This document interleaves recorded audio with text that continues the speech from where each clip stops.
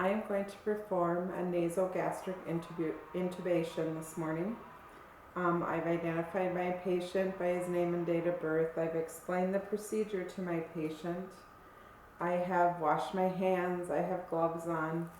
I've put a Chucks over my patient just in case there's a large amount of emesis. We have an emesis basin and some Kleenex also available. We also have been ordered that we are going to be using, the doctor's orders were a Salem sump tubing, and what this is the white connector is for the suction, the blue is for the air. This is considered an anti-reflex valve, and that means that it does not allow reflex to come back up into the tube. I'm going to assess my patient's nostrils to see that there are no polyps, no septum deviations. As soon as I do my assessment and decide which side I'm going to use, I am then going to measure my tubing, and that will go from the tip of the nose to the tip of the earlobe to the xiphoid process. I will then take and mark with a piece of tape roughly where the area would be, and this would be approximate amount of tubing that will then be going into my patient's stomach.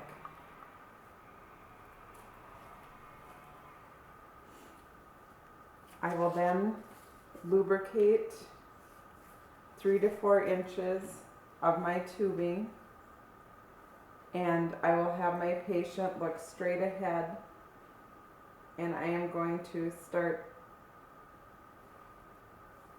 putting in the first 3 to 4 inches until my patient starts to gag, or hopefully before that, and then I will give him a break.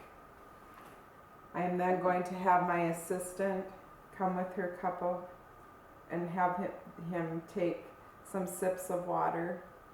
As he's taking these sips of water, I'm going to tell him to swallow, swallow, swallow, swallow until I can't have the tubing going any farther. I will then never let go of the tubing. I will hang on to the tubing the whole time. I will take and put a piece of tape over the bridge of my patient's nose, and then I will wrap around one side of this tubing just to stabilize the tubing while I perform my checks.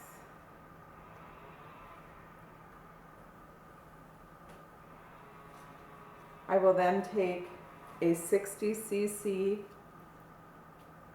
cath tip syringe, and I'm going to insert 5 to 10 cc's of air into the tubing just to make sure that I have it in the correct spot. I will be listening with my stethoscope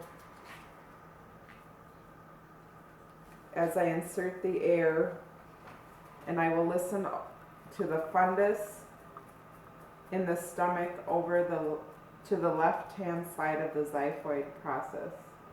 And when I insert the air, I should hear a swish in the stomach. I can also aspirate 5 cc's of stomach contents.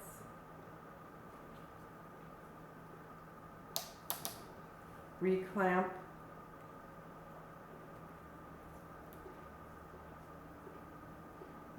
my tubing, and then I would go over to my pH sticks and I would apply the contents onto there, compare my pH level. If I'm between 0 and 4, I know that I am in the stomach and I am in the correct area.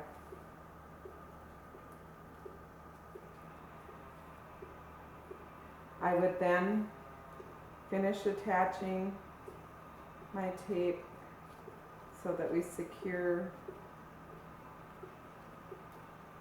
the tubing. And then I will apply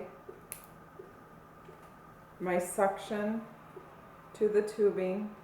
I will turn it on low intermittent suction, turn on the machine, and then what happens when the machine starts to run, the tubing attaches to the stomach line. So I will then take a new clean syringe and I will instill 5 to 10 cc's of air into the blue line, and this is the only time I would put air into the blue line, and that will bring the tubing line away from the stomach lining.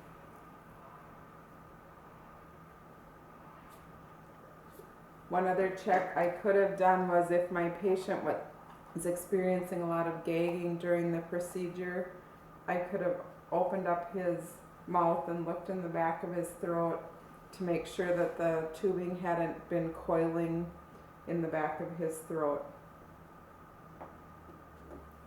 I will then take a piece of tape, which I should have done this before the suctioning. I would attach this to my patient's gown, giving him freedom to still move his head. And that concludes my NG tube insertion.